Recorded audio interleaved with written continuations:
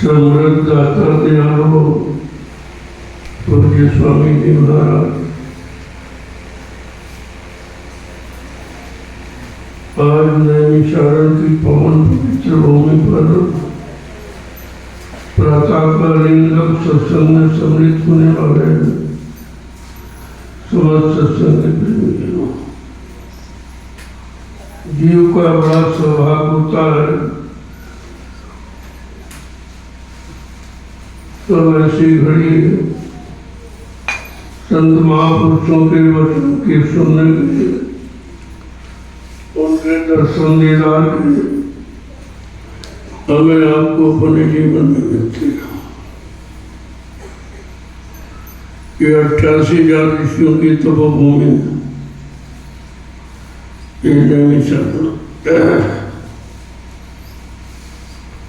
इस भूमि का लाभ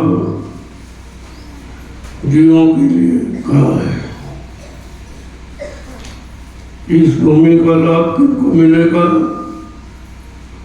जब किसी संत के साधक इस तपोभूमि पर आकर नाम की साधना करेंगे, समय के जगाए नाम की साधना करेंगे, उनको सुकून और शांति मिलेगी। जो ऋषि मुनियों ने तपस्या करके जो भूमि को पावन पवित्र बना दिया, उसका लाभ साधकों को मिलेगा, कोई पंडा पुजारियों के लिए नहीं लिखा। लेकिन अज्ञानता में कितने गांव बस गए, कितने कस्बे बस गए, लेकिन जो भूमि का लाभ रामचरितमानस में देखा वो किसी ने नहीं देखा, उस पर किसी ने ध्यान नहीं दिया। आखिरकार ऋषि मुनियों ने जो तपस्या किया है, उस समय उनको लाभ देने वाले कोई संत महापुरुष नहीं थे, जो उनको आत्मिक लाभ आध्यात्मिक लाभ मिलता। वो तो तपस्या करके चले गए, लेकिन वो पवित्र बना दिया अपने अखंड नियम संयम त्याग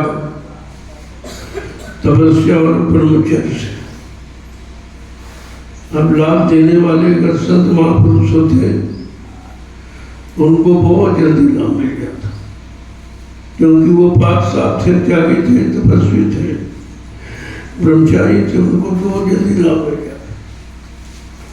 लेकिन संत महापुरुष तो कलयुग में आए, अभी लगभग 750 वर्ष पूरे होने जा रहे हैं जो संत महापुरुषों का नाम हुआ। ज्यादा समय नहीं हुआ, लेकिन इस थोड़े से समय में जीवों को जगाया, सतपथ के रास्ते पे लाके खड़ा किया, उनको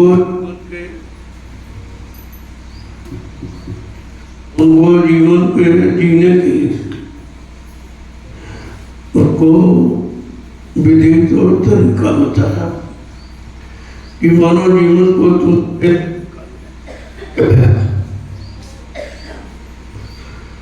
कि 8 घंटे तो बाल बच्चों के पालन पोषण के लिए खेती करो, दुकान करो, दफ्तर करो, बिजनेस व्यापार मजदूरी करो, लेकिन सच्चाई ईमानदारी मेहनत से करो।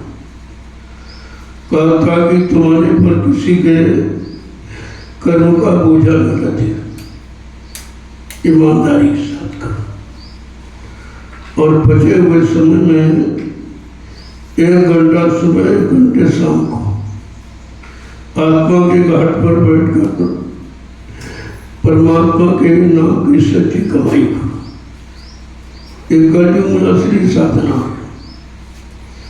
कलयुग के युगों के लिए पूजा पाठ नहीं लगा, तीरथ व्रत नहीं लगा, उसको निषेध किया, क्योंकि कलयुग का युग कमजोर है और गंदा है और शक्तिहीन है, लिहाजा वो शुभ कर्म नहीं कर सकता, क्योंकि गंदगी में कोई पूजा कोई शुभ कर्म स्वीकार नहीं होता। इसके लिए लोगों को लाभ नहीं मिला। पूजा पाठ तो आपने बहुत किया, तीरथ व्रत किया, हवन जपते, गंगा स्नान किया, लेकिन लाभ नहीं मिला।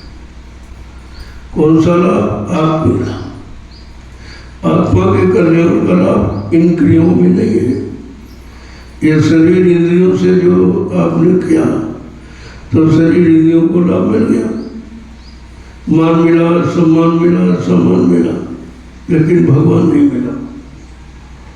वो मानव जीवन का मुख्य लक्ष्य है प्रभु प्राप्ति, परमात्मा की प्राप्ति करनी हुई तो मानव जीवन व्यर्थ में चला गया। जिस काम के लिए मिला वो काम नहीं हुआ तो व्यर्थ में चला गया। तो इसलिए कलयुग में संत पधारे, उन्होंने आत्मिक उद्धार के लिए जीवों के साथ बहुत मेहनत किया, बहुत परिश्रम किया, उनको सब तरफ से उधर मोड़कर इधर असली काम में लगाने का प्रयास किया। तुमने बहुत दिनों से, बहुत युगों से शरीर इंद्रियों के चक्कर में पड़कर तुम्हारा मानव जीवन व्यर्थ में चला गया। अब तुम ऐसा करो, अपना असली काम करो। असली काम क्या है?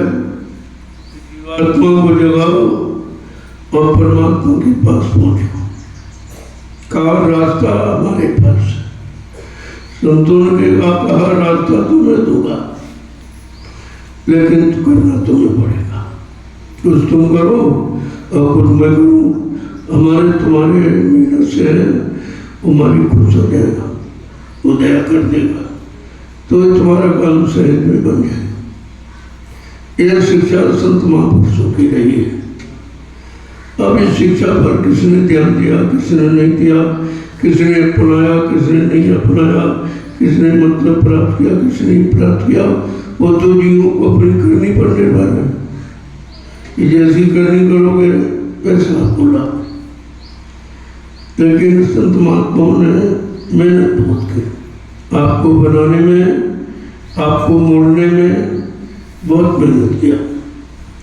धीरे धीरे उन्होंने जगा कर करोड़ों जीवों को सतपथ के रास्ते पर लाकर खड़ा कर दिया और कहा तुम अपने घर चलने की तैयारी करो। ये समझाया कि तुम्हारा ये घर नहीं है, तुम्हारा ये देश नहीं, तुम्हारा ये मंडल नहीं, ये तो काल माया का देश है।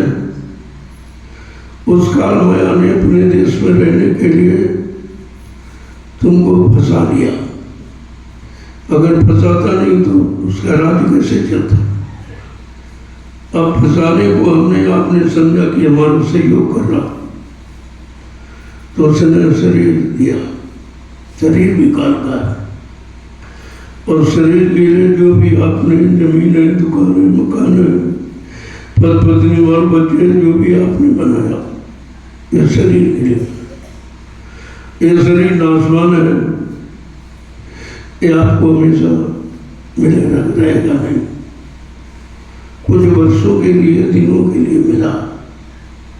वैसे संत महापुरुषों के यहाँ तो न वर्ष है न दिन है, वहाँ श्वासों की पूंजी कि हम सबको 96 करोड़ श्वास मिले। अब इन श्वासों को हम कैसे खर्च करें, कैसे बचा के रखें, ये जानकारी हमें आपको नहीं किसी ने दी। और ये भी नहीं बताया कि श्वासों की पूंजी किस काम से कैसे कैसे खर्च हो जाती है। संत महापुरुषों ने बताया कि बैठने में 12% खर्च होती और चलने में 18% खर्च होती और सोने में 30% खर्च होती और संभोग में 34% है, सबसे ज्यादा खराब सोचें संभोग में होते। इसलिए उन्होंने कहा कि घर गृहस्थी भगवान भी तो रहो, बाल बच्चों के बीच रहो, लेकिन थोड़ा संयम है। संयम शब्द का प्रयोग किया। अब जीव जब संयम शब्द को नहीं समझ पाया तो उन्होंने उसको खोल के कहा कि महीने में 30 दिन होते हैं, तुम 29 दिन ब्रह्मचर्य का पालन करो, अपने शरीर के असली तत्व को रोक के रखो। यह तत्व परमात्मा की प्राप्ति में सहयोग करेगा। जब शरीर में शक्ति होगी तब आप भक्ति भी कर सकोगे। जब भक्ति करोगे तभी तो तुम्हारा मुक्ति का कारण बनेगा। तो कहा कि सबसे ज्यादा खर्च जिसे भोग में होता, इसलिए उन्होंने कहा इस पूंजी को बचा के रखो। जरूरत पर आवश्यकता अनुसार आप खर्च कर सकते हो। अगर एक बच्चे की जरूरत, एक बच्चा पैदा करो, 2 की जरूरत हो तो कर लो, या तुम्हारे पास ऐसी प्रॉपर्टी हो बच्चों की रक्षा के लिए, लेकिन उसको भी बचा के रखो। जब जरूरत नहीं है तब अनावश्यक खर्च मत करो। ये संतों की सीख और किसी की नहीं, और न कोई इस बात को जान पाया इस राज को। ये राज संतों ने खोला और बाकी सब जितने आए सब इसी में फंसे रहे। का ऋषि, का मुनि, का योगी, मतलब ये भावना अंदर से गई थी। ये मन इतना खराब है, जो ऋषि मुनि बेचारे जंगलों में चले, चलो जंगलों में चले जाएंगे, कहीं के बीच नहीं रहेंगे, परिवार के बीच नहीं रहेंगे तो ठीक हो जाएगा। लेकिन मन ने वहां भी उनको चैन से नहीं रहने दिया, भटका दिया। तो प्रमाण देते हैं जैसे भाई सिंह ऋषि और पारा ऋषि, ये ऋषि नहीं बच पाए। जो जंगलों में गुफाओं में चले गए, परिवार से वो सबसे दूर रहे विषय भोगों से, लेकिन मन को समझा नहीं पाए। मन को समझाने का केवल एक ही रास्ता है, सत्संग। सत्संग के सिवा और मन को कहीं से समझाया नहीं जा सकता। न पूजा से, न पाठ से, न तीरथ से, न व्रत से, न हवन जप या गंगा स्नान, किसी से आप मन को समझा नहीं सकते। यही कारण हुआ कि वो बेचारे जंगलों में भी बच नहीं पाए, गुफा में छिपके रहे, लेकिन मन ने वहां भी उनको बचने नहीं।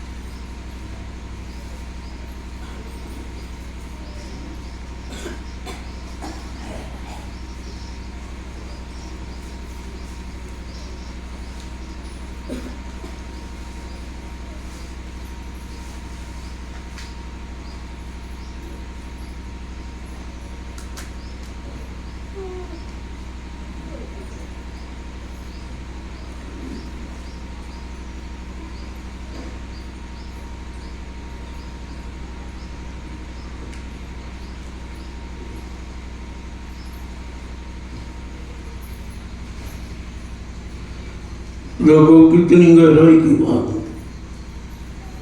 कहा ये मन से कोई बच नहीं पाया, और मन सबके अंदर बैठा हुआ, सबके अंदर है, कोई ऐसा नहीं शरीर। अब मन की रखवाली आपने कभी की नहीं, आपने तो इसको आवारा छोड़ दिया। जो देखना चाह देख रहा, जो सुनना चाह सुनना, करना चाह वो कर रहा, जो खाना चाह वो खा, जहाँ जाना चाह वहाँ जा। आपने कभी रोक नहीं लगा। प्रलय में हुआ कि आवारा हो गया। जब आपने रोक नहीं लगाई, कोई लगाम नहीं लगाई, तो बेलगाम हो गया।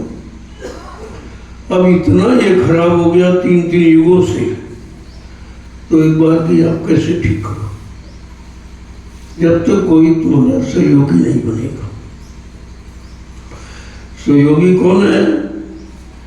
जिनको आपने सहयोगी बनाया वो तो मन को और खराब किया उन्होंने, और ज्यादा मन के अनुसार ही सहयोगी मिले। जैसा मन चाहो वैसा सहयोगी ने तुम्हारा साथ दिया। जब तुम खराब हो गए, खराब क्या हो गए? तुम शक्तिहीन हो गए, बुद्धि में विवेक ज्ञान खत्म हो गया। जब शक्तिहीन हो गए, चरित्रहीन हो गए तो आपके पास कुछ नहीं रहा। अब वो शक्ति नहीं जिसके द्वारा परमात्मा मिलने में कोई सहयोग, यह शक्ति आपने खत्म कर दी। शरीर तो है, हाथ पैर नाक मुंह कान थोड़ी कटे, लेकिन शक्ति से और शक्ति का खेल है। बगैर शक्ति के आप गुरु भक्ति कैसे करेंगे? और जब तक भक्ति नहीं करेंगे तब तक तुम शक्ति नहीं मिलेगी, और जब शक्ति नहीं मिलेगी तो आप मुक्ति नहीं हो पाएगी। तो बिगाड़ बहुत हुआ, 1-2 युगों से 3 युगों से, और अब भी हो रहा, क्योंकि समझ में आपको नहीं आ रहा कि असली काम क्या है। असली काम के लिए हमें किसका सहयोग चाहिए, और असली काम के लिए किस तत्व की जरूरत है, वो तुम्हारे शरीर में है, कहीं बाहर से नहीं ले आना, शरीर में मौजूद है, 24 घंटे मौजूद है, और वो दोनों आंखों के मध्य भाग में, और कहीं नहीं। शरीर में दोनों आंखों के मध्य भाग में है वो, और ये कितना खराब हो जाता कि तुम समझ नहीं पाते। तुम तो हंसी मजाक में ये सब तो बर्बाद करते रहते हो। कहते कुछ मिलेगा, कुछ मिलेगा, कुछ मिलेगा। अरे मिलेगा नहीं, जाएगा। जब निकलता तभी तो जाता है, तभी तो आप कहते हो आनंद है, आनंद मिला, आनंद मिला। आनंद मिला नहीं, आनंद चला गया, तो निकल गया।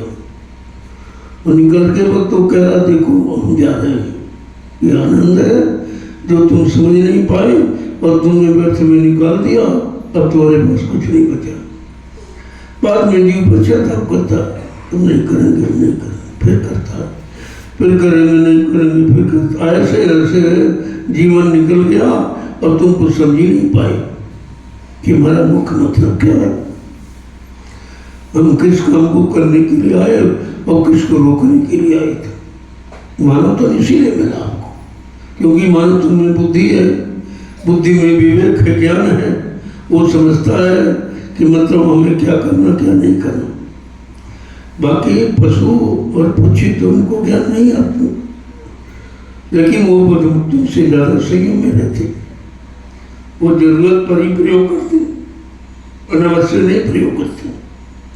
जानवरों को आप देखिए अनावश्यक नहीं करते, आपस में साथ में रहते, एक साथ रहते हो, कपड़े भी नहीं पड़ते, नंगे रहते, लेकिन संयम में। उनका समय निश्चित है और तुम्हारा कोई समय निश्चित नहीं। इसलिए तुम बर्बाद हुए हो, इसलिए तुम कमजोर हुए हो, इसलिए तुम शक्तिहीन हुए हो, इसलिए तुम विचारहीन हो गए हो और चरित्रहीन हो गए। अब वही तो रोने का कारण बन गया। तो कहते तुमने जिनको जिनको पकड़ा या जिन्होंने तुमको पकड़ा तुम्हें खराब कर दिया, तुम्हारी शक्ति को नष्ट कर दिया और तुम समझ नहीं पाए।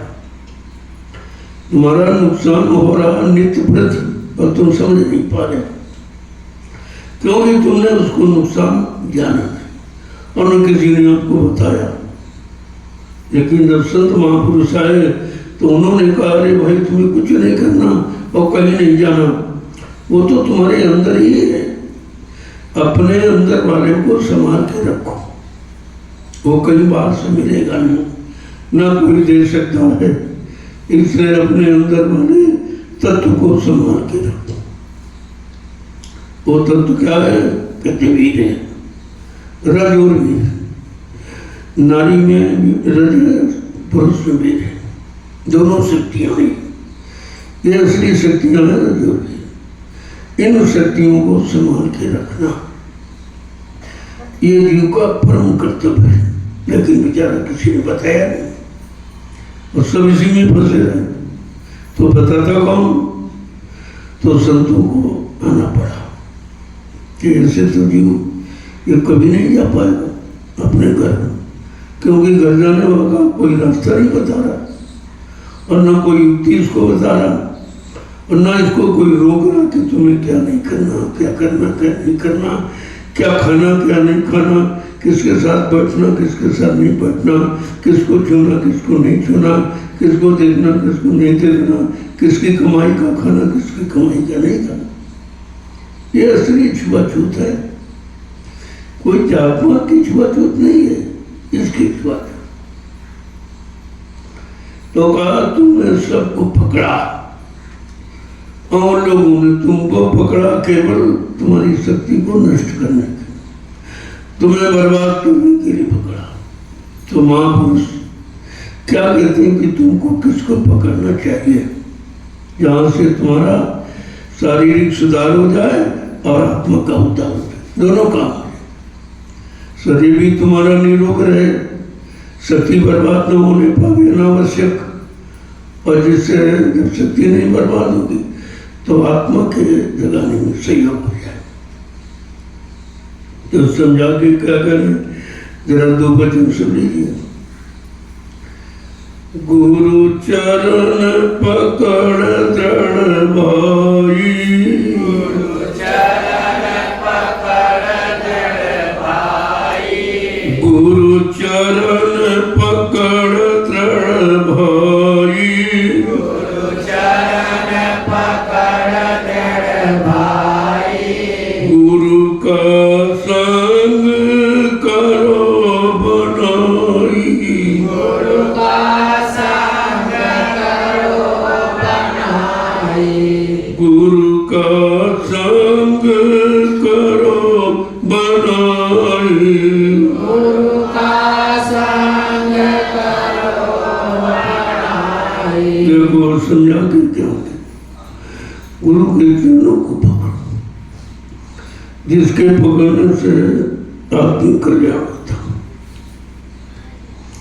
और तुमने जिनको जिनको पकड़ा उन्होंने नुकसान दिया तुम्हारा, और तुम समझ गए। इसलिए गुरु का संग करो बनाए, अपने बनने के लिए, बनाने के लिए गुरु का संग करो, क्योंकि वो तुमको बनाने के लिए आए। उनका कोई स्वार्थ लोभ लालच आपसे नहीं, केवल तुम्हारा कल्याण हो जाए। इसी वास्ते वो आपको सत्संग देते हैं, आपसे परमार्थी सेवाएं कराते हैं और आपसे नाम की कमाई कराते हैं। तीन आधार है आपका, सत्संग करो, सेवा करो और भजन करो। कलयुग में तीन है, इसके अलावा कलयुग में कुछ नहीं। जो भी करोगे उसका कोई लाभ नहीं मिलेगा, क्योंकि वो तुम्हारे युग समय की चीजें नहीं है। आगे क्या करें? गुरु बचन करो आधारा,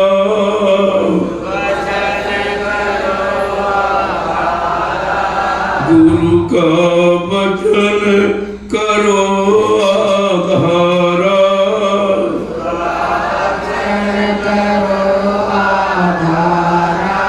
गुरु दर्शन निहारो सारा, गुरु दर्शन निहारो सारा, गुरु का दर्शन निहारो सारा, गुरु का दर्शन निहारो सारा, गुरु चरण पकड़ दृढ़ भाई, गुरु चरण पकड़ दृढ़ भाई, गुरु का संग करो बनाए, गुरु का संग करो बनाए। तुम्हारे जीवन को बनाने का आधार केवल गुरु वचन।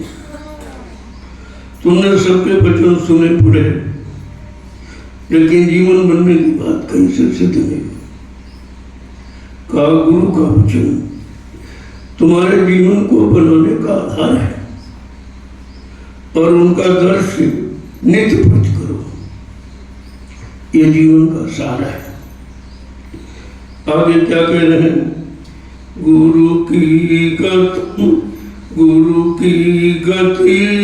है अगम अपारा, गुरु की गति है अगम अपारा, गुरु की गति है अगम अपारा, गुरु की गति है अगम अपारा, गुरु स्तुति करो समारा, गुरु स्तुति करो समारा, गुरु चरण पकड़ दृढ़ भाई, गुरु चरण पकड़ दृढ़ भाई, कहे कि गुरु की गति अगम अपार, जिसका कोई पार नहीं, वो दया के भंडार है, उनकी दया का कोई पारावार नहीं।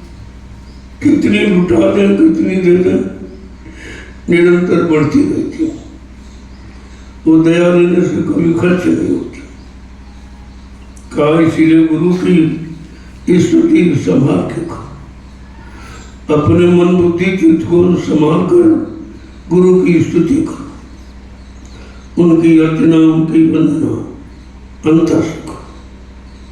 आगे क्या कह रहे हैं?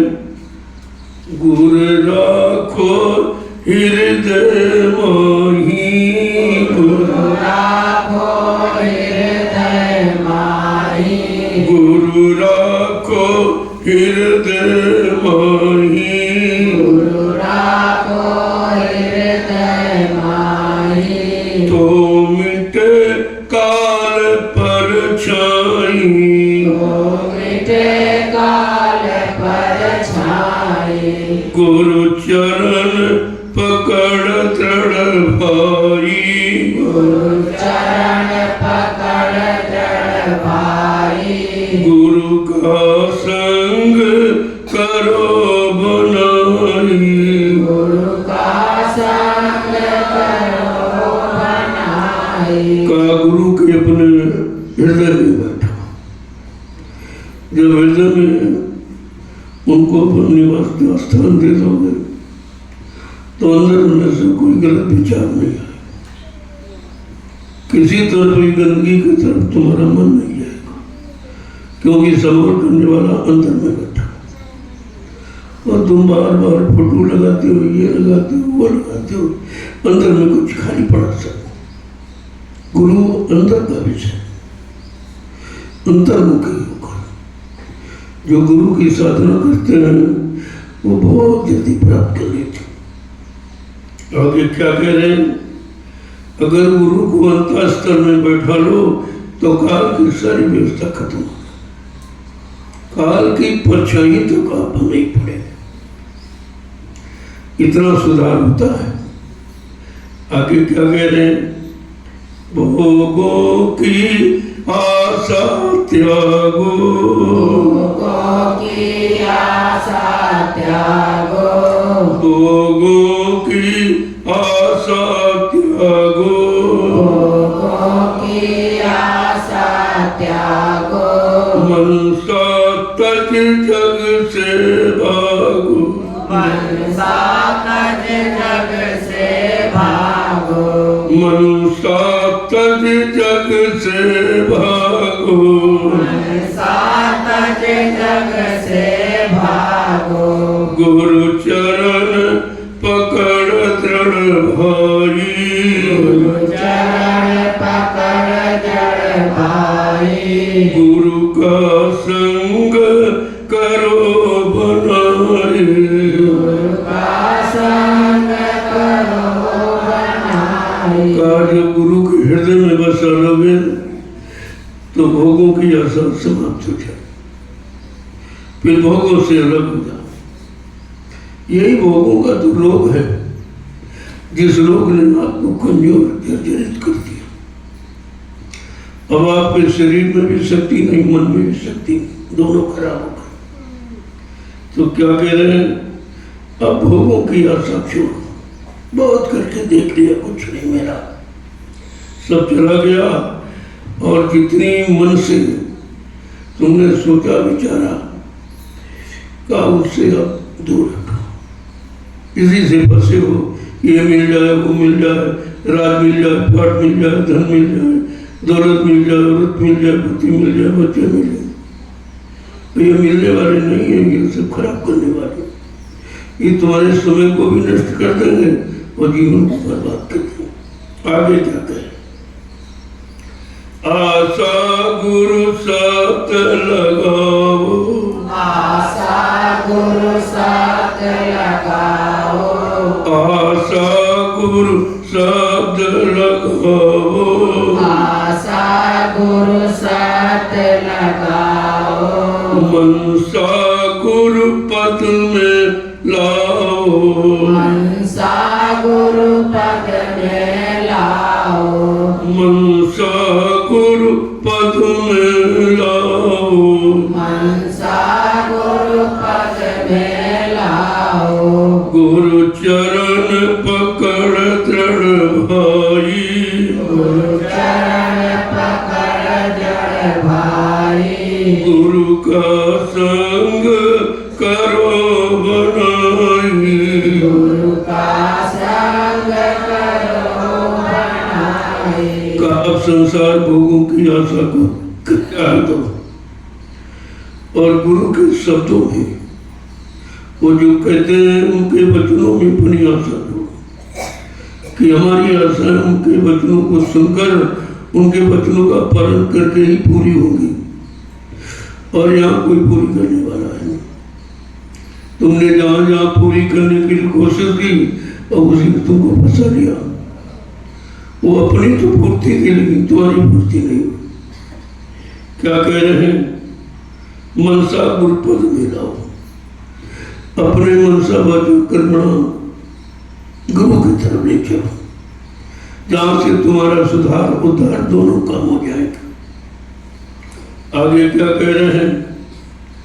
आशा और मनसा मोड़ो, आशा और मनसा मोड़ो, आशा और मनसा मोड़ो, आशा और मनसा मोड़ो, मन इंद्री गुरु में जोड़ो, मन इंद्री गुरु में जोड़ो, मन इंद्री गुरु में जोड़ो, मन इंद्री गुरु में जोड़ो, गुरु चरण पकड़ दृढ़ भाई, गुरु चरण पकड़ जड़ भाई। प्रभु क्या करें? सारी आशाएं तुमने लगा के देख लिया, कुछ नहीं मिला।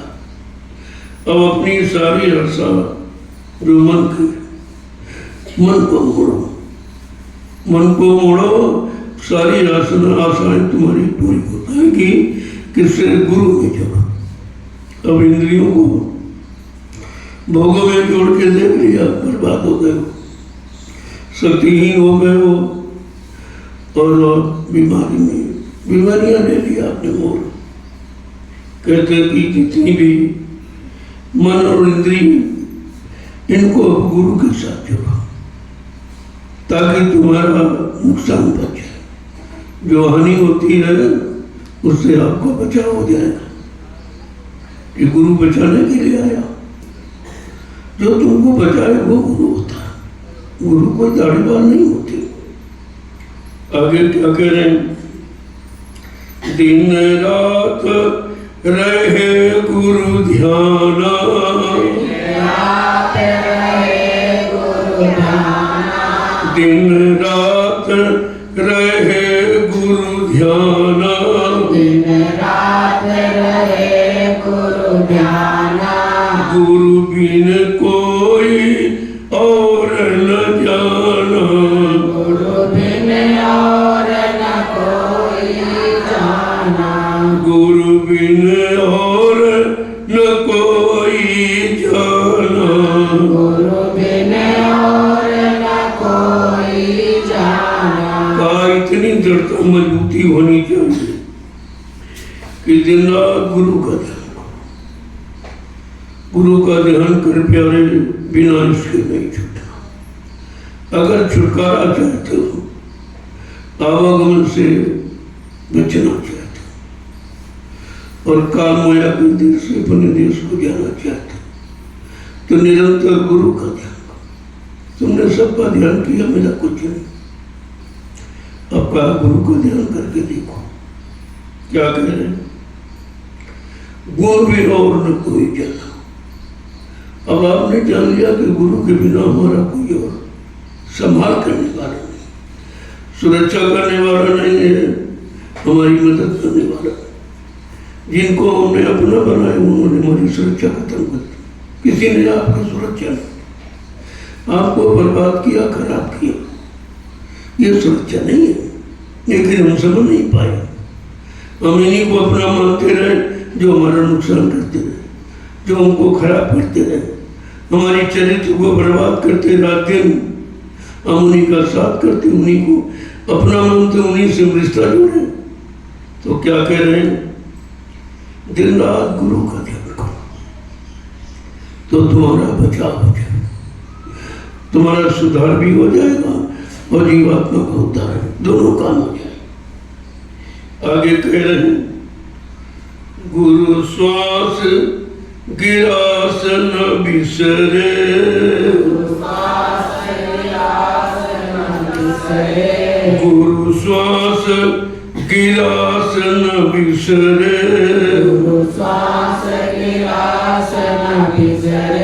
तू पल पल गा गुरु जस रे, तू पल पल गा गुरु जस रे। संतों की भाषा बड़ी अटपटी है, लेकिन सार शब्दों से भरी हुई। क्या कह रहे हैं, गुरु हर श्वास पर बिसरे, जो श्वास तुम्हारी निकले गुरु को याद करके लेना। इतना अभ्यास करो कि हर श्वास पर जय गुरुदेव कभी न बिसरे। तो कहते हैं कि ये चीज कैसे कहते हो, कहते तू पल पल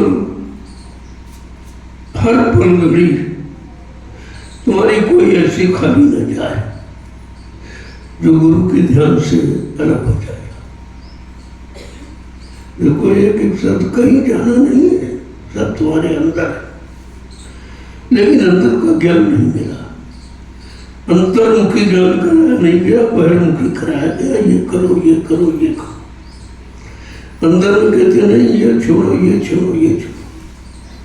आगे क्या कह रहे हैं, गुरु है हितकारी तेरे, गुरु है हितकारी तेरे, गुरु है हितकारी तेरे, गुरु है हितकारी तेरे, गुरु बिन कोई मित्र न तेरे, गुरु बिन कोई मित्र न तेरे, गुरु बिन कोई मित्र न तेरे, गुरु बिन कोई मित्र न तेरे। क्या करें, सच्चे हितकारी तुम्हारे गुरु, जिनको आपसे अपना हित नहीं करना, तुम्हारा हित। बाकी तो सब अपना हित करते, अपना लाभ उठाते, अपने भोगों की पूर्ति करते, और तुम समझ नहीं पाए। तुम समझते हमारे हमारे हमारे ये रिश्ते में वो रिश्ते, कहीं कुछ नहीं। कहते गुरु के बिना तुम्हारा हित कोई कर ही नहीं सकता, क्योंकि सबको तुमसे स्वार्थ है और गुरु को आपसे कोई स्वार्थ नहीं, कुछ नहीं लेना। क्या कह रहे हैं कि गुरु के बिना तुम्हारा कोई मित्र नहीं, जो तुम्हारी तरफ भेरी, और जिसने तुमने जिनको मित्र बनाया वो तुमको अपनी तरफ भेराते कि हमारी तरफ देखो, हमारी तरफ देखो, हमारे अनुसार चलो, हमारे अनुसार काम करो। आगे क्या कह रहे हैं कि गुरु फंद छुड़ा में जमके, गुरु फंद छुड़ा में जमके, गुरु फंद छुड़ा में जमके, गुरु फंद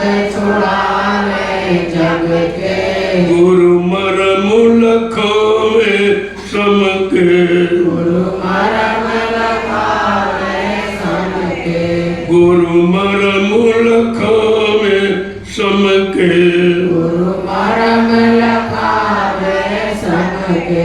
ये कोई गुरु की पहचान है, काम से पहचान होती, बाहर से नहीं, काम से। कहते हैं कि गुरु है तेरे हितकारी, तो तुम्हारा हित क्या करते हैं? तुमको यमराजा के फंद से छुटकारा दिला, सारे फंद तुम्हारे काट देते, जो जो गांठ, जो जो फंद काल माया ने लगाई कर सब काट देंगे और तुम्हें स्वतंत्र आजाद करके तुम्हारे जीवात्मा को घर पहुंचाएंगे। गुरु मरम लखावे सबके, वो तुमको संयम का बंधन रखाएंगे। उनके यहाँ संयम खत्म करने का सिद्धांत नहीं है, संयम को संभाल कर रखने का। आगे क्या कह रहे हैं? बहुजल से गुरु पार उतारे, जल से गुरु पार उतारे। बहुजल से गुरु पार उतारे, जल से गुरु पार उतारे। छिन छिन में तुझे संभाले, छिन छिन में तुझे संभाले। छिन छिन में तुझे संभाले। छिन छिन में तुझे संभाले। क्या कह रहे हैं? गुरु का दूसरा काम भवसागर से पार करना, और बाकी तुमको भवसागर में डुबोते रहते हो, वो निकाल नहीं सकते, डुबोते। लेकिन गुरु भवसागर से पार करने और छिन छिन हर पूछल पड़ घड़ी तुम्हें संभाल कर रखते। अगर वो संभाल न करे तो मिनटों में बिगड़ जाओगे। कल तुम्हारे पीछे पड़ा हुआ, वो तो खराब करने के चक्कर में, वो तो अपने कर्मों के जाल में फंसा कर तुमको यही रखना चाहता है, क्योंकि जब तुम रहोगे तभी उसका राज चलेगा, और तुम सब चले जाओगे तो राज वीरान हो जाएगा। इसलिए गुरु हर क्षण पर घड़ी तुम्हारी संभाल करते, तुम्हारे अंग संग रहते हैं। आगे क्या कह रहे हैं? ज्यों निज से मैं कचा, ज्यों निज कर से मैं कचा, त्यों गुरु राखे तेरी पक्षा। वो कैसी सुधकड़ी भाषा का प्रयोग करते हैं कि जल्दी कोई समझ ही नहीं सकता। कितना ज्ञानी ज्ञानी विज्ञानी हो, लेकिन गुरु के वचनों को समझ नहीं सकता जब तक उनके परमार्थिक वचनों को सुना नहीं और समझा नहीं और उनके अनुसार किया नहीं तो समझा नहीं आई। कह रहे कि ज्यों निज से में कच्चा, जैसे माँ अपने बच्चों को पालन पोषण करती सेवती है, सेव कर तैयार करती है, ऐसे गुरु अपने जीव की संभाल करते हैं। और क्या कर रहे हैं? त्यों गुरु राखे तेरी पक्षा, और वो तेरे पक्ष में रहते हैं। वो कभी काल के पक्ष में, कभी बुराई के पक्ष में, कभी तुमको बुरा बनाने के पक्ष में नहीं रहते, तुम्हारे अंदर की बुराई को धीरे धीरे निकालते रहते। आगे क्या कह रहे हैं? गुरु सम और कोई रक्षक, गुरु सम और न कोई रक्षक। गुरु सम और न कोई रक्षक। गुरु सम और न कोई रक्षक। कुल कुटुंब सब जानो तक्षक। कुल कुटुंब सब जानो तक्षक। कुल कुटुंब सब जानो तक्षक। कुल कुटुंब सब जानो तक्षक। एक एक शब्द को देखो कैसे करते, बिना पढ़ा पड़ जाता। इसमें अध्यात्म में कोई पढ़ाई लिखाई नहीं, वो तो बिगाड़ देता। उसमें अहंकार भरा हुआ, उसमें मोह मत भरा हुआ, की शिक्षा में केवल पेट पालन तक सीमित है, इसके आगे बचे। क्या कह रहे हैं कि गुरु के समान तुम्हारा कोई रक्षक है ही नहीं, जो तुम्हारी रक्षा करे, हिफाजत करे, ऐसा कोई नहीं। और क्या कह रहे हैं, जो कुल कुटुंब परिवार को आपने अपना समझा, काना वो तक्षक, यानी सर्प की तरह वो काटते रहते और तुम्हारे अंदर काम क्रोध लोभ मोह का जस, यानी काम क्रोध लोभ मोह का जहर चढ़ाते रहते, वो ये काम करते, ये जहर चढ़ाते।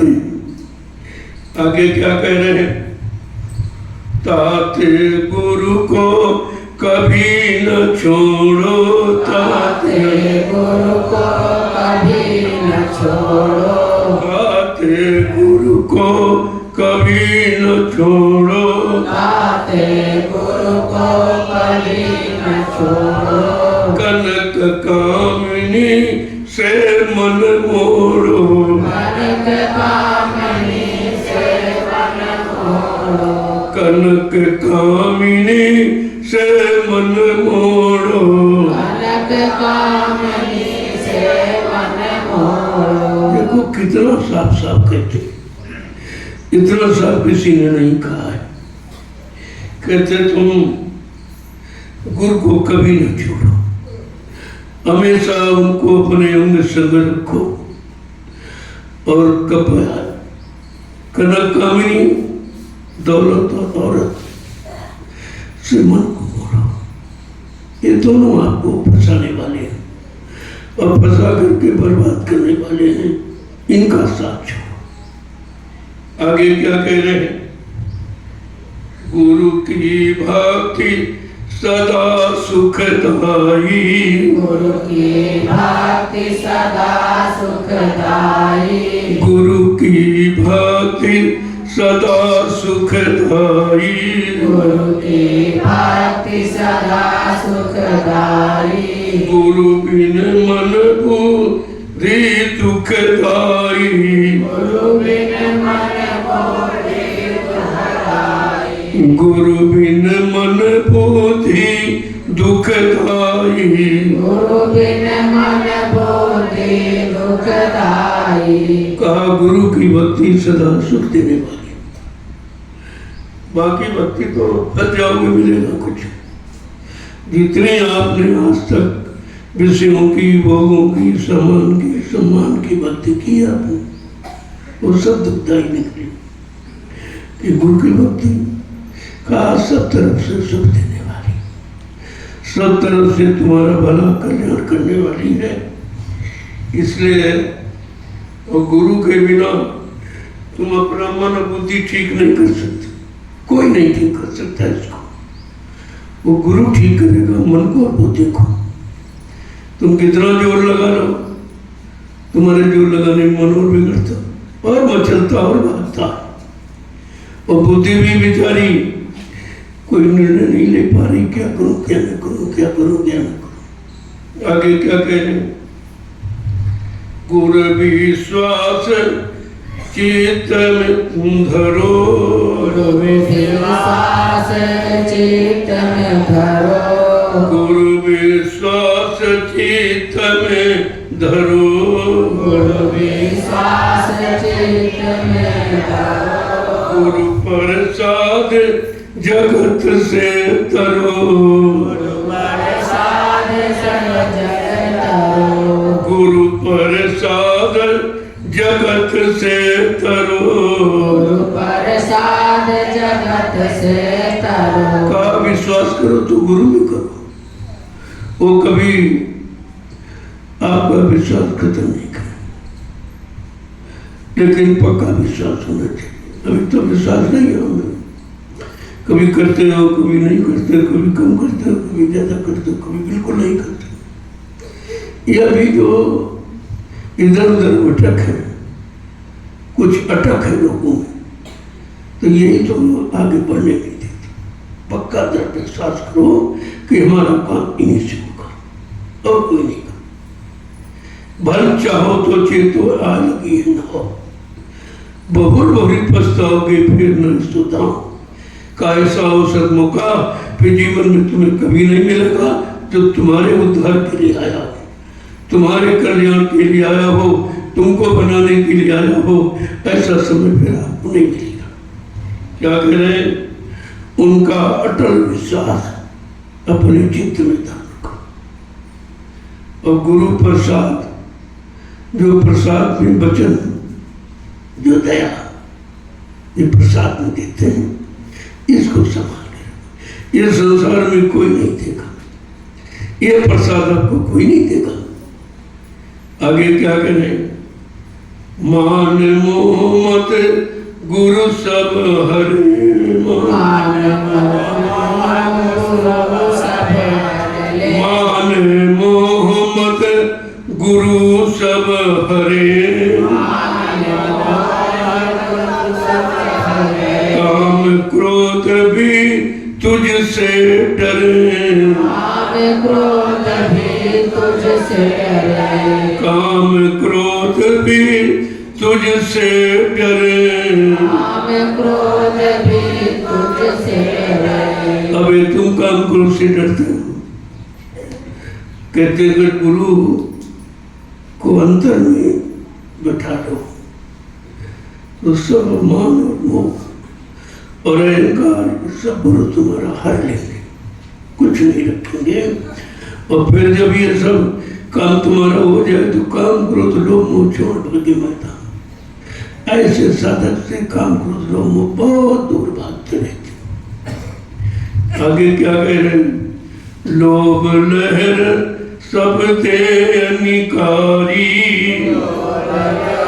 सब देह निकारी, लोभ लहर सब देह निकारी,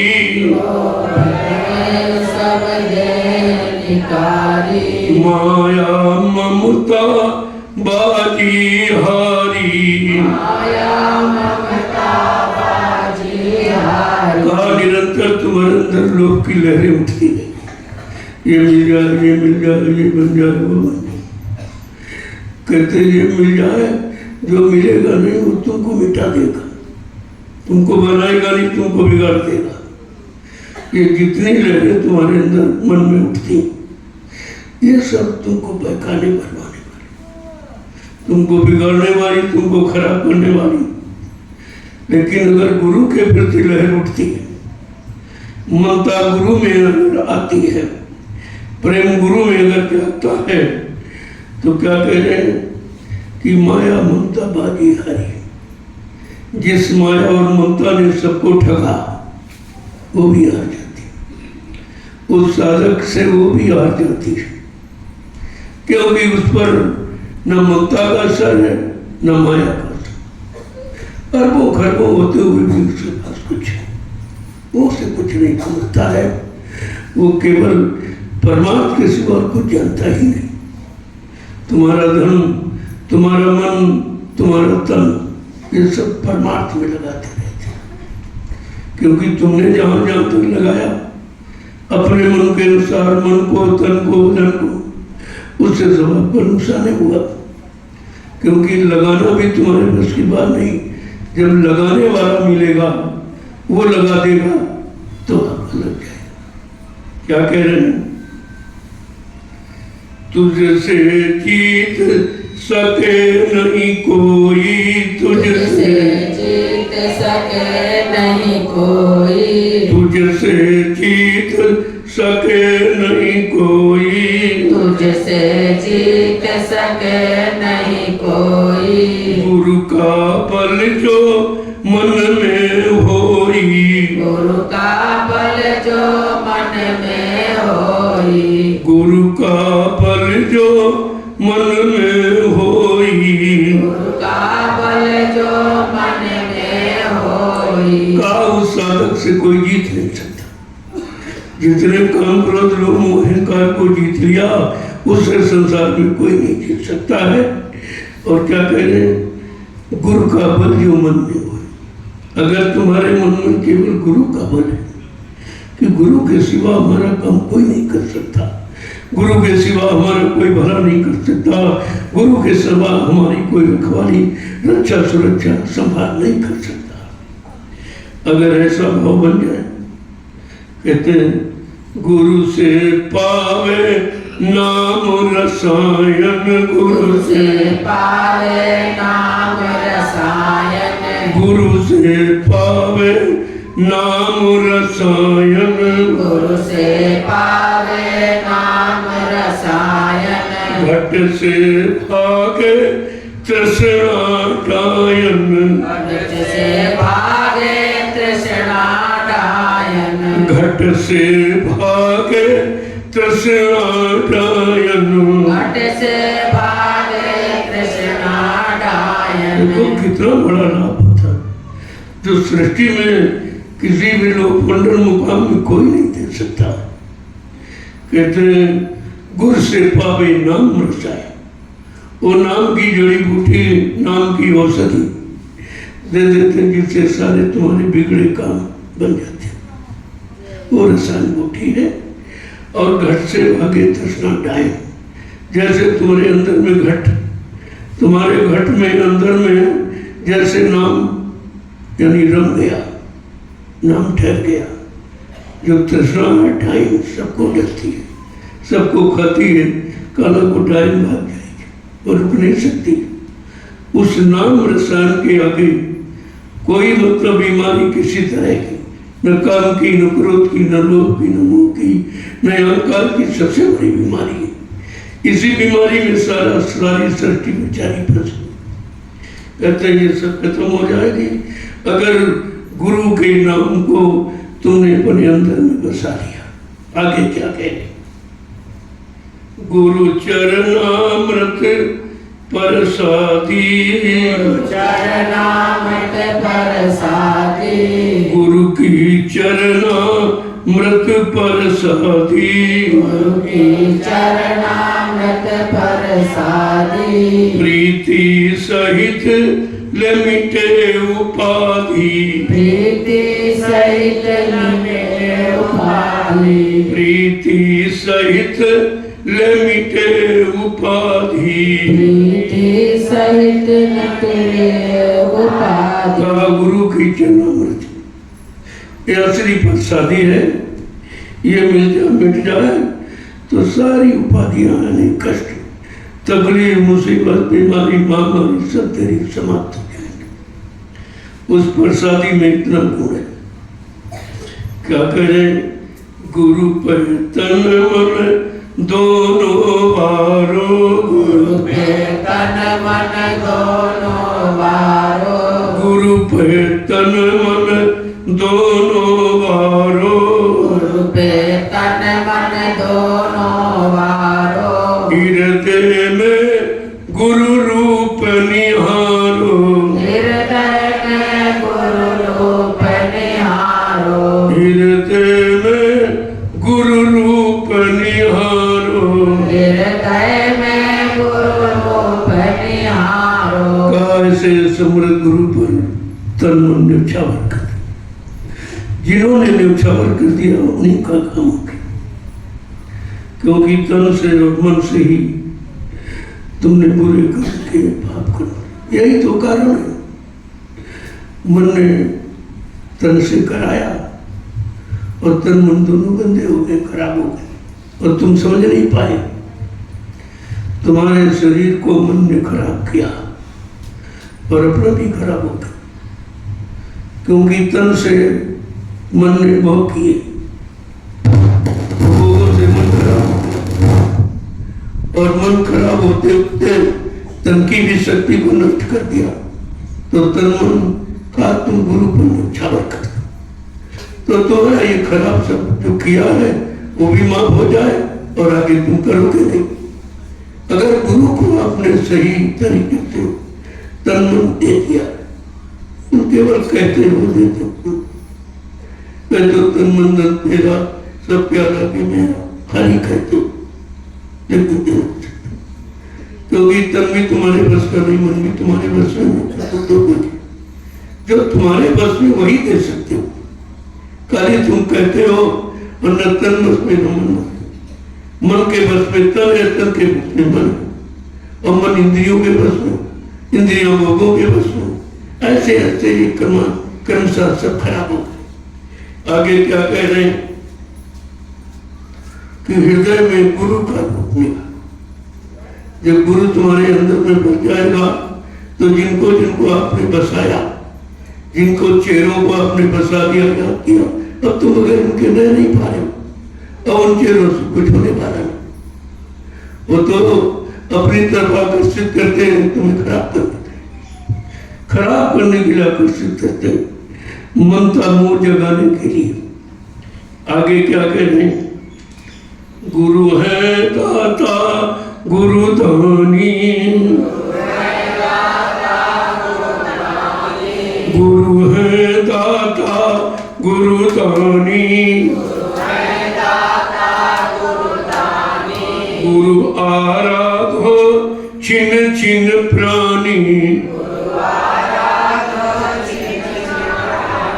गुरु आराधो छिन छिन प्राणी। कहते हैं गुरु दाता है, देने वाले, और लेने वाले नहीं, देने वाले। ऐसे समर्थ दाता जो तुमको दिन रात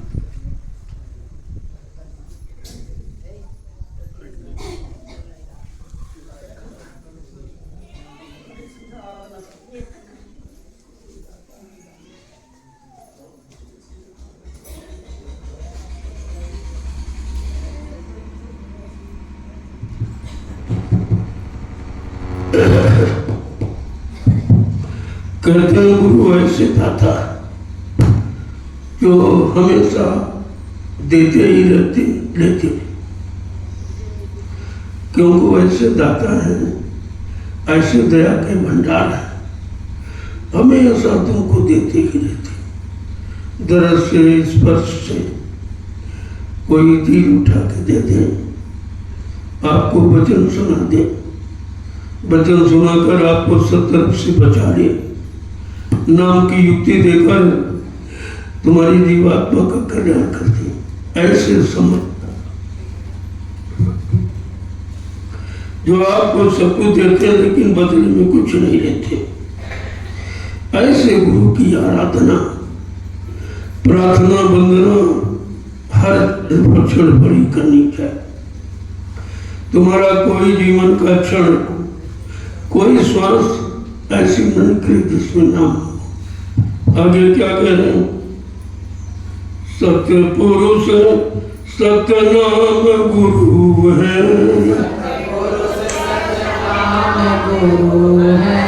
सत्य पुरुष सत्य नाम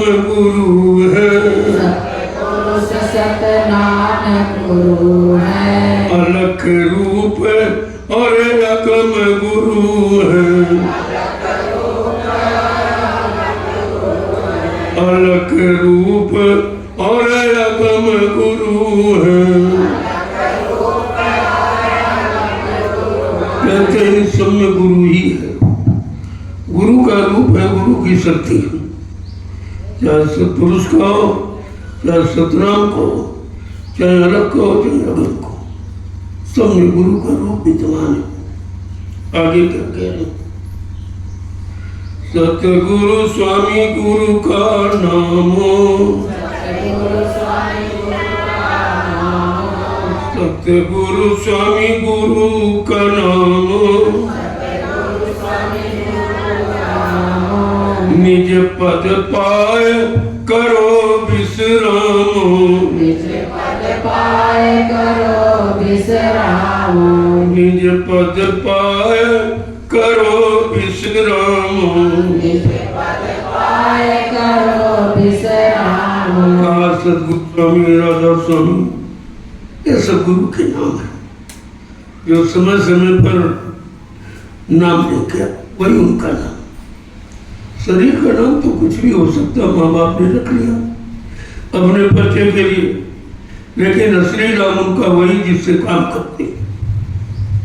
कहते चाहे राधा स्वामी हो, चाहे सतगुरु स्वामी हो, चाहे वाहे गुरु हो, मतलब कोई भी हो, ये सब गुरु के नाम है निज पद पाए करोगी।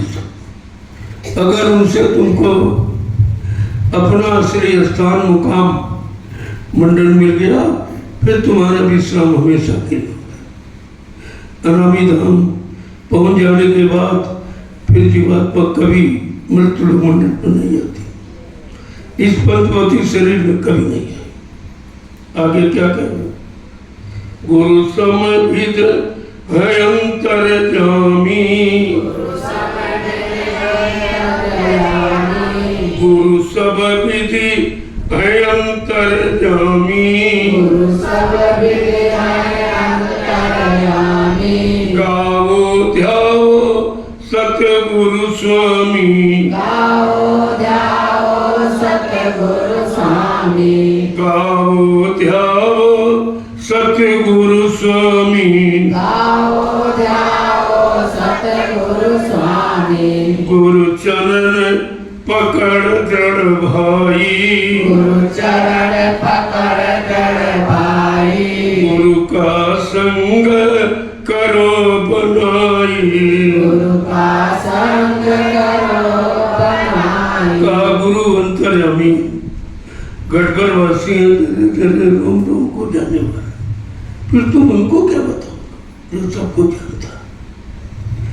उसको आप क्या बताओगे? और जो सबको जानता उससे तुम क्या छिपाओगे? वो दोनों चीजें इधर उधर का सब जानते हैं, लेकिन आपसे कहते नहीं कुछ।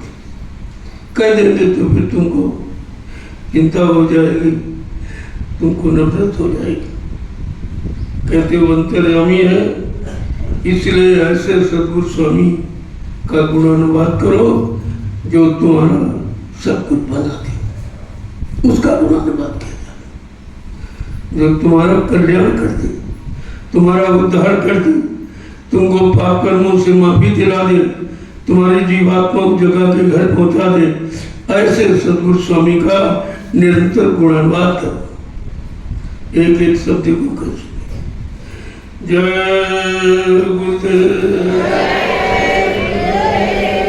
जय गुरुदेव, जय गुरुदेव। नाम किसका? जय गुरुदेव। नाम किसका? प्रभु का प्यारा नाम। आप लोग खड़े हो जाओ। देखो, खड़े होने का मतलब कुछ और है। वैसे तो शरीर से रोज ही खड़े होते हो, और शरीर से रोज ही बैठ जब थक जाते बैठ भी जाते, लेकिन नहीं, इसका ही मतलब नहीं है। खड़े होने का मतलब अब अच्छे सच्चे ईमानदार चरित्रवान बनने के लिए खड़े हो जाओ। ये अब समय बदलने जा रहा, वक्त बदलने जा रहा, इसलिए वक्त के पहले तुम समझ जाओ, जो कुछ किया सो किया, अब उसे बोल जाओ कि अब लो नसानी अब ना नसा। जो समय चला गया, भोगों में बर्बाद हो गया, जो सोचों की पूंजी खत्म हो गई और मन तन से बुद्धि खराब होगी, लिहाजा उस खराबी की तरफ नहीं जाऊंगा। इतना तो संकल्प आपको लेना है, दया तो बड़ी करेगा, लेकिन हमें आपको इतना संकल्प लेना है कि अब लोग नसानी अब ना नसा, तो दया हो जाएगी। कहते हैं गई बहुत रही थोड़ी और वो भी जाने वाली। आजकल सुबह दोपहर शाम यही करते करते करते तुम्हारा तो जीवन जा रहा, जिंदगी खत्म हो रही है, और तुम दिन रात की गिनती में पड़े हो। तुम सुबह समय दोपहर के चक्कर में हो। ये क्यों नहीं चाहते हो? ये चक्कर हमारे जीवन को खत्म कर रहा है, और जो चक्कर निकल जाएगा वो आएगा नहीं। इसलिए काल जो हो गया सो उसको भूल जाओ। उसको याद करने से दुख होगा, आपको तकलीफ होगी, और हो सकता मनुष्य के चिंतन में रह जाए, हमने बहुत खराब किया, बहुत पाप किया, हमारा उद्धार नहीं हुआ, हमारा कल्याण। अरे ऐसा क्यों निराश होते? निराशा संत मत में नहीं है।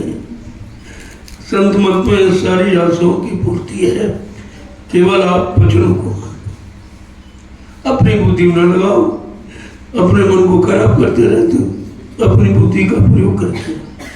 अरे जो करते हो तुम्हारे हित में करते हो, तुम्हारे भले के लिए करते हो। तुम अपना हित अपना भला नहीं सोच पाते हो तो तुम दूसरों का हित भला कैसे करोगे।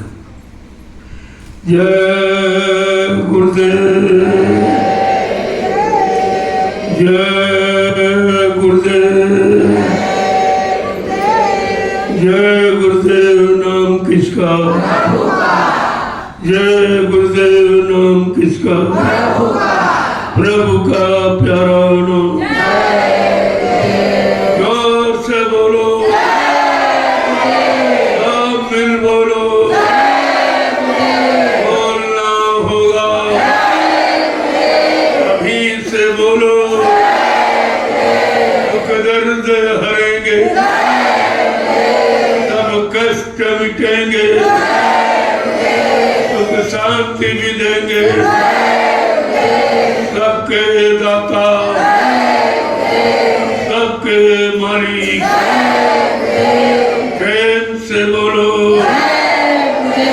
ये नाम नहीं इंसान का, ये काम नहीं इंसान का, ये इंसानों के बस का काम नहीं। अगर होता तो सतयुग देता तो अपन में क्या इंसान नहीं थे। वो तो लंबी उम्र वाले थे, अच्छे मन की ताकत वाले थे, इंद्रियों में संयम, त्याग, वैराग, ब्रह्मचर्य का पालन करने वाले थे। लेकिन उनका काम नहीं हुआ, क्योंकि जब तक काम कराने वाले नहीं मिले, काम करने और कराने वाला चाहिए तब काम होता, इसलिए काम नहीं होता। तो आज खराब जरूर है, लेकिन काम कराने वाला तुम्हारे साथ में, फिर किस बात की चिंता। जीव तो मत करना फिकरी, बड़ा स्पष्ट संत मत कहता है, जीव तू फिक्र मत कर, लेकिन सौंप दे भरी भुगरी सिगरी। जो तूने कर डाला वो भी सौंप दे, और आगे नहीं करूंगा ये भी सौंप दे। अगर ये दोनों बातें आपने देना सीख लिया तो फिर तुम्हारे पर कुछ नहीं लगेगा, न पाप रहेगा, न पुण्य रहेगा, और न उसका कोई फल आपको भोगना पड़ेगा। कितनी बड़ी सहूलियत है, कितना बड़ा इंतजाम आपका है, लेकिन आप समझ नहीं पाते। इसलिए गुरु कहें करो तुम सही, जो वो कहे वो करो, जो वो करे उसे कभी मत करना। तुम फंस जाओगे, तुम फंस जाओगे, निकल नहीं पाओगे। इसलिए नकल मत करना। जब तुम्हें असल की बात बता रहे, असल की तरफ मोड़ रहे, असल की तरफ ले जा रहे, तो फिर नकल के चक्कर में समय खराब मत करना, नहीं तुम बिगड़ जाओगे। जय गुरुदेव। देखो कीर्तन बंधन ये कहाँ का, ये गुरु के अनुसार, अपने अनुसार आपने सब खर्च कर डाला, कुछ नहीं मिला, और बुराइयां मिली, तरह तरह के व्यसन दुर्व्यसन उनमें फंस गए, तरह तरह के स्वाद लेकर जीवा को खराब किया, मन को खराब किया, बुद्धि को खराब किया, शरीर को खराब किया, मेरा कुछ नहीं। इसलिए अब जो तुम्हारा तन मन धन है वो गुरु के अनुसार खर्च करो, तुम्हारा सब ठीक है।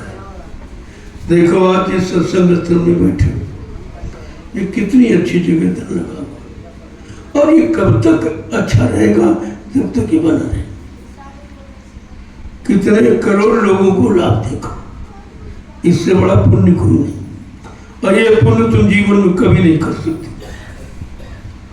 तुम एक दो व्यक्ति को अगर करोड़ों रुपए दे देते, उससे आपका क्या होता?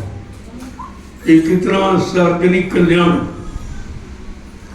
इसलिए गुरु ऐसी तरह इशारा करते हैं जहां से तुम्हारा परमार्थ बन जाए, तुम्हारा किसी तरह का कोई नुकसान हो। जो खराब हो गया शरीर मन से, वो भी आपका शुद्ध हो जाए, क्योंकि धन से कितने करोड़ लोगों को लाभ मिलेगा।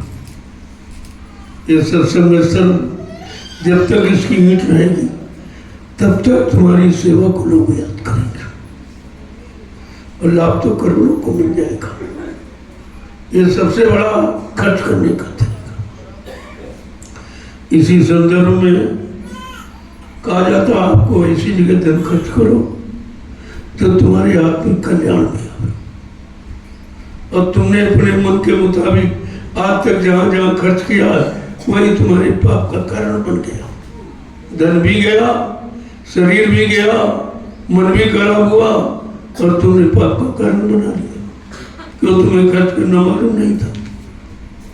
वो सिखाते देखो, पैदा तो सभी करते हैं, लेकिन खर्च करने की कला किसी किसी को आती कि हमें कहाँ किस समय कैसे खर्च करना चाहिए। क्योंकि माया भी उसको सराहती है कि हमको कहीं अच्छी जगह लगा दिया गया। ये माया तो शराबी भी खर्च करता, बेचारी भी खर्च करता, लेकिन वो नरक का कारण बन जाता। और अगर संत महापुरुषों के इशारे पर करो तुम्हारा आत्मिक कल्याण हो जाता।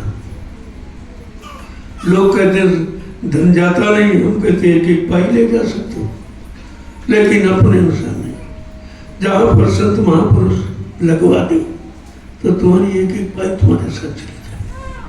कितने करोड़ लोगों का कल्याण होता है। जैसे अब आपकी छाया के लिए बगीचा लिया, एक बगीचा लिया जा रहा, आप लोगों को छाया में बैठा नहीं, और एक संगत के लिए आमदनी का भी कारण बन जाए। आप लोग कहाँ तक सेवा दोगे? तो एक बार अगर आप सेवा देकर अपना ये रास्ता खोल लो तो हमेशा के लिए बच जाओगे। एक ऐसा रास्ता निकाला गया, देखो इतनी जमीन यहाँ है और वहाँ लेकिन एक पैसे की आमदनी नहीं, एक पैसे की बचत नहीं, तो संगत चलेगी कैसे? भाई परिवार कैसे चलेगा? अगर कुछ है नहीं, कोई आमदनी का जरिया तो आप परिवार नहीं चला सकते। ये तो गुरु परिवार कितना बड़ा है, उसको चलाने के लिए कुछ चाहिए। तो ये बगीचा एक 72 बीघे का है कि उसकी बात चल रही। उसके लिए प्रेमियों को कहा गया भाई अपनी गाड़ी कमाई। यहाँ देने वाले तो लोग 2 करोड़ अकेले देंगे, बड़े बड़े सेठ, लेकिन मैं नहीं, तुम्हारा नहीं चाहिए, हमको अपने प्रेमियों का चाहिए, ताकि सबका उस पर अधिकार रहेगा। किसी एक का अधिकार होगा तो वो छीन लेगा, परेशान करेगा, वो नहीं करेगा उसके नाती पोते करेंगे। तो हमने नहीं भाई ऐसी हम न्यू नहीं डालते जो कोई अपना अधिकार दिखावे। इसलिए इतने प्रेमी हो, अगर दशांश जो गुरु का होता है वही अगर खर्च कर देती व्यवस्था आपकी बन जाएगी। आप अपना मत हो, तुम्हारी कमाई में 10वांश गुरु का है, क्योंकि आपने नामदान दिया और उन्होंने आपको पार करने का ठेका लिया। तो ये बीच का कहा भाई हमारी दक्षिणा मत बोलना, वो अपनी संभाल के रखना, जब हम किसी काम के लिए कहें तो दे देना, और वो भी तुम्हारे लिए। मैं अपने लिए नहीं मांगता हूँ, तुम्हारी व्यवस्था बनाने के लिए, वो भी तुम्हारा होगा। तो ये लोगों से कहा गया कि भाई किसी कोई चीज आज तक नहीं कही गई, और जो कहा जा रहा हो तुम्हारे लिए कहा जा। मैं अपने लिए तो कभी कुछ नहीं कहता, न कभी कहूँगा, क्योंकि हमें जरूरत नहीं।